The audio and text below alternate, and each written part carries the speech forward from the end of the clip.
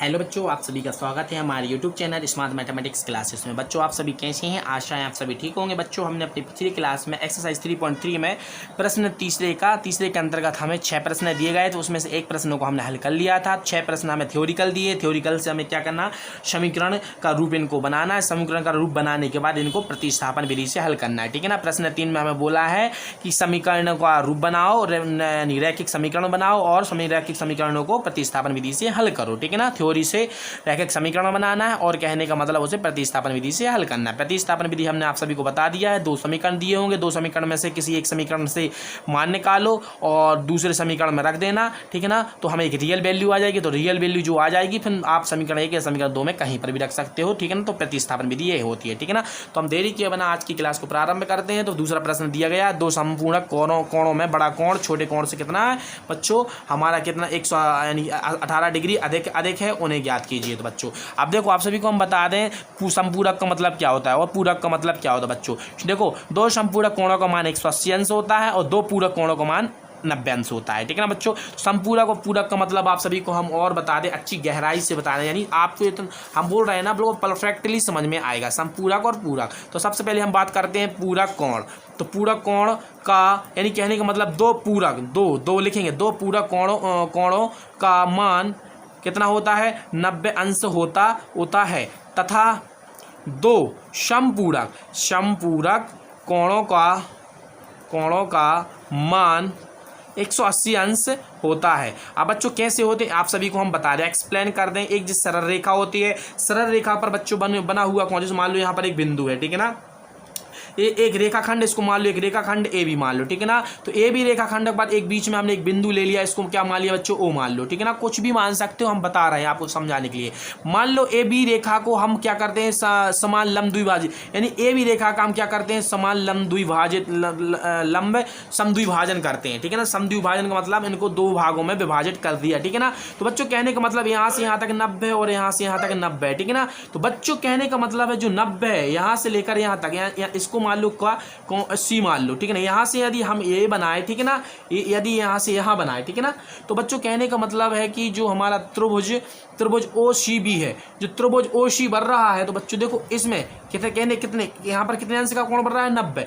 यानी यहाँ पर इसको हम कर सकते हैं, जहाँ पर 90 अंश का कोण बन रहा है तो इसको 2 भागों में विभाजित कर सकते हैं। कहने का मतलब 45 के कर दो, या 30-60 के कर दो, या 60 या कितने कर दो, 30 के कर दो। यानी कि दोनों का कितना हो, कुछ भी हो, जरूरी नहीं है कुछ भी हो, हमें टोटल कितना चाहे, 90 चाहे। तो कहने का मतलब यहाँ से एक रेखा और डल जाएगी इसके ऊपर। तो यानी कि जो 90 अंश का जो कोण था ना, 2 भागों, कितने भागों में विभाजित हो गया, 2 भागों में। तो यही तो लिखा है 2 पूरक। तो पूरक का मतलब 90 अंश, यानी कि पूरक, अगर पूरक शब्द आ जाए तो समझ जाओ 90 अंश का कोण बन गया। तो देखो 2, यानी कि जो पूरक कोण 90 अंश का बन गया, इसको कितने भागों में बांटना है, 2 भागों में। यदि एक भाग मान लो 60 अंश है तो दूसरा भाग कितना बचेगा बच्चों, 30 अंश बचेगा। मान लो एक भाग हमारा 30 है तो दूसरा कितना बचेगा, 60 बचेगा। एक भाग 50 है तो दूसरा कितना बचेगा, 30 बचेगा। एक जनरल नॉलेज की बात है, ठीक है ना। सॉरी, यहाँ पर 50 है तो दूसरा कितना बचेगा, 40 बचेगा। दोनों का हमें कितना चाहना है, 90 चाहना है, ठीक है ना।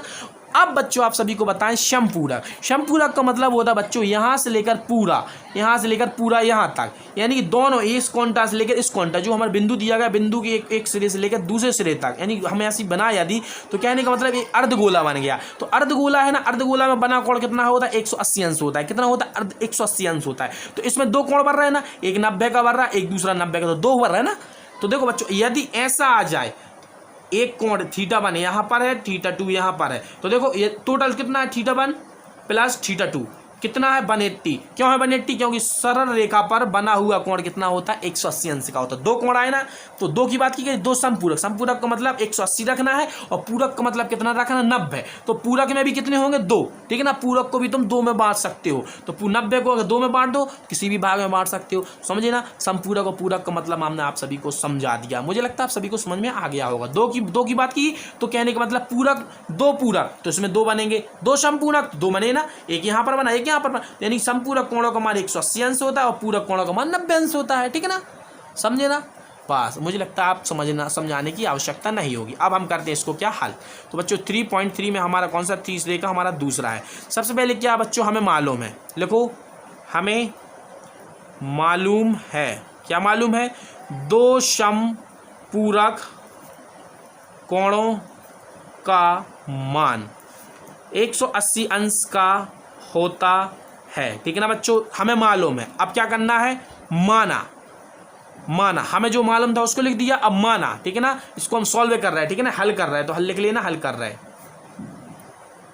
हल कर। ठीक है ना, तो क्या लिखा है, अब माना, क्या मानना, देखो बड़ा कोण की बात की गई और छोटे कोण।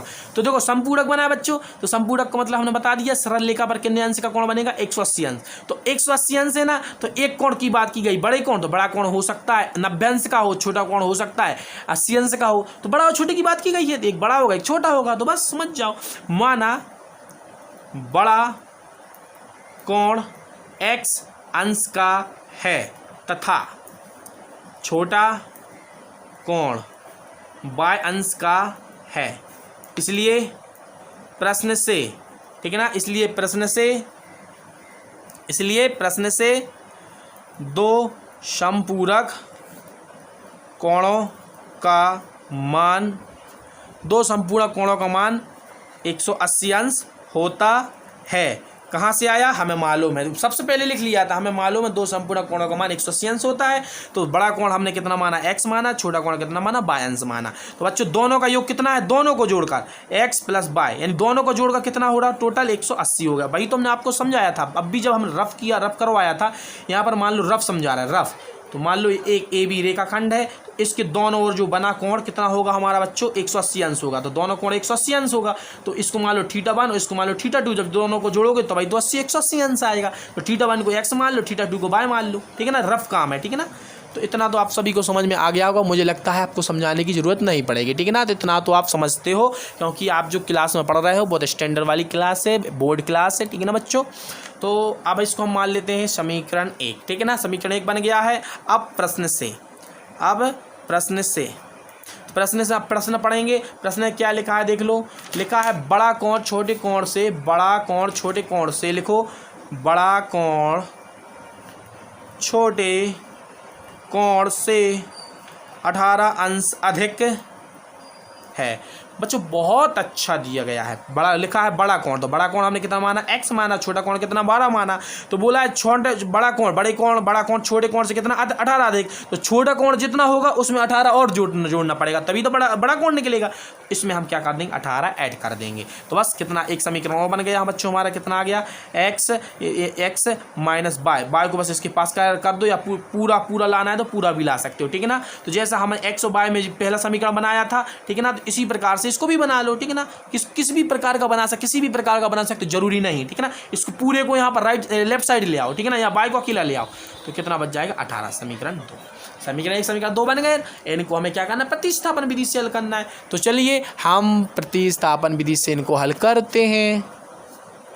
ठीक है ना, अब हम करते हैं, लिखो अब समीकरण 1 तथा 2 को प्रतिस्थापन विधि से हल करने पर, तो प्रतिस्थापन विधि कैसी हो रही है बच्चे, सबसे पहले क्या करते हैं, सर्वप्रथम समीकरण 1 से समीकरण 1 लो, इसमें से एक का मान निकालो, दूसरे का मान इसमें रख दो, तो रियल वैल्यू प्राप्त होगी। जो रियल वैल्यू आएगी दोनों में से कहीं पर भी रख दो, बस इतनी सी तो होती है प्रतिस्थापन।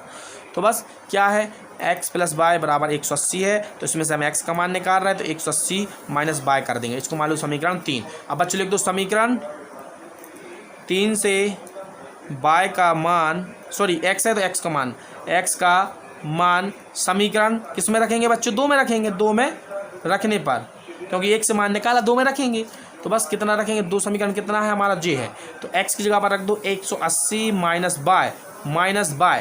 ठीक है ना, x की जगह पर 180 माइनस y रखा, y माइनस y है इक्वल टू 18। ठीक है ना, तो y से y कितना हो गया, यहाँ पर 2y हो गया, माइनस का 2y हो गया बच्चों। इसका क्या कर देंगे हम, पक्षांतर कर देंगे, 18 माइनस कितना हो जाएगा, 180 हो जाएगा। ठीक है ना, तो देखो अचर का हमने अचर के पास ले गए और चर को चर के पास ले गए। चर से चर को हमने क्या कर दिया, जोड़ दिया था, तो चर से चर को जोड़ने पर हमें माइनस 2y आया था, और 18 माइनस हमने कितना कर दिया, 180 कर दिया। तो 180 में से अब हमें 18 घटाना है, तो यहाँ पर 2 बचेगा, यहाँ पर कितना आ जाएगा, 6 और इतना। ठीक है ना, मुझे लगता है इतना सही घटा है, तो कितना आएगा, minus 2y equal to minus का है, क्योंकि बड़ी संख्या है, बड़ी संख्या माइनस की है, तो माइनस में उत्तर आएगा 162 अंश। तो बच्चों y का मान ज्ञात करना है, तो माइनस 162 बटा कितना, माइनस -2 माइनस इसका था माइनस, तो माइनस माइनस क्या हो जाता है प्लस हो जाता है, 162/2 आ जाएगा। 2 से काटोगे 2 8 16, 2 एकम 2, तो y इक्वल टू कितना हो जाएगा बच्चों 81 हो जाएगा, ठीक है ना। x और हमें y की वैल्यू आप देख सकते हैं। अब हमें तो अभी कहाँ आई, अभी तो सिर्फ एक वैल्यू आई, क्या आई, अभी तो सिर्फ एक वैल्यू आई हमारा y का मान 81 आया। अब जो y का मान आया समीकरण 1 या 2 में कहीं पर रख दो, समीकरण 1 में y बराबर 81 अंश रखने पर, ठीक है ना। तो हम समीकरण 1 क्या था उसमें रख देंगे बच्चों। तो देखो y का मान रखना है, x प्लस y की जगह आप कितना रख दो 81 रख दो, इक्वल टू कितना 180 कर दो, ठीक है ना। तो 180 हमने कर दिया है। अब क्या करेंगे, अचर को अचर के पास ले जाएंगे, तो x बराबर 180 माइनस क्या कर देंगे 81 कर देंगे, ठीक है ना। तो कितना आ जाएगा बच्चों आप देख सकते हैं, इसमें से अगर घटाएंगे तो 9 बचेगा, 180 में से रफ में से कर लो इतना, तो यहाँ 9 बचेगा, यहाँ पर हो जाएगा 9, 9 दूनी 18, 99 0। तो कितना आ जाएगा 99 अंश का कोण बन जाएगा बड़ा।